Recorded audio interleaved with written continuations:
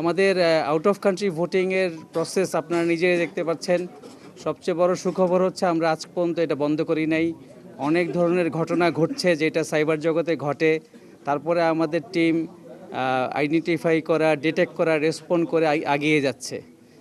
আমাদের প্রত্যেক সপ্তাহে সপ্তাহে 2 দিন বিভিন্ন দেশের দূতাবাস, মিশন প্রধান বা প্রতিনিধির সাথে আমাদের মিটিং হয়। আজকেও আছে বিকাল 5:30টায়। ওখান থেকে ওনারা আমাদের যেই জিনিসটা জানিয়েছেন সেটা আমাদের গর্ব করার কথা সবার। স্বাধীনতার পর থেকে আজ পর্যন্ত প্রত্যেকটা দূতাবাসের সাথে এভাবে সমন্বয় কেউ করে নাই। সো এই যে বিশ্ব পরিসরে বাংলাদেশের ভাবমূর্তি আরও উজ্জ্বল করার পিছনে নির্বাচন কমিশন কাজ করছে সবাইকে সাথে নিয়ে। সো আমাদের সব দূতাবাস, মিশন প্রধান, ডাক বিভাগ, স্ব দেশের ডাক বিভাগ, এমনকি আমাদের জেনিভাতে পার্মানেন্ট রিপ্রেজেন্টেটিভ আছেন, ওখানে ইউনিভার্সাল পোস্টাল ইউনিয়নের হেডকোয়ার্টার অবস্থিত, ওনাদের সাথেও সরাসরি সম্পর্ক। সো পুরো বিশ্বে 120টার দেশের উপরে বিভিন্ন ডিপার্টমেন্ট, সংস্থা, সবার সাথে সমন্বয় করে আমরা আগাচ্ছি। এখানে এখন আপনারা সবাই জানেন যে ঠিকানা সংশোধনের কাজ আমরা 7টা দেশে ওপেন রেখেছি, বাকি দেশগুলা রাখি নাই বিকজ দরকার হয় নাই। বেশিরভাগ দেশই ঠিকানা ঠিক মতো দিয়েছেন, আমাদের সম্মানিত ভোটাররা ঠিক মতো দিয়েছেন।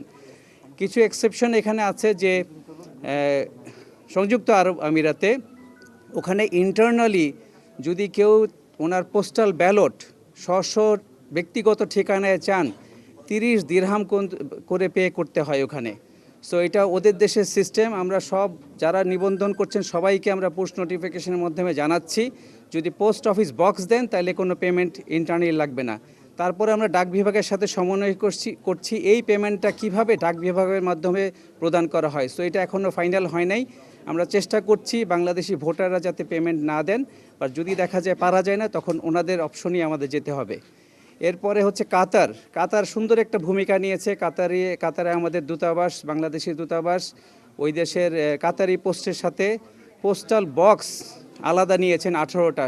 এই 18টা আবার ওই দেশের আমাদের ভোটারদেরকে জানিয়ে দেওয়া হয়েছে এলাকা ভিত্তিক, যাতে ওই বক্সে ওনারা ওনাদের অ্যাড্রেস দেন, ওখানে যেন ওনাদের পোস্টাল ব্যালটটা চলে যায়। আর লাস্টলি হচ্ছে ইরানের থেকে আমাদের ইরান থেকে জানিয়েছি ইন্টারন্যাশনাল পোস্টাল সিস্টেম এখন ওখানে কাজ করছে না। এই জন্য আমরা দূতাবাসের মাধ্যমে কিভাবে করা যায়, নিবন্ধন প্রক্রিয়া চলছে বাট খুব কম।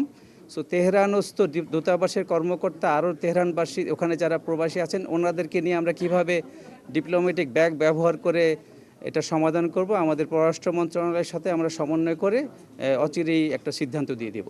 অনেক অনেক ধন্যবাদ।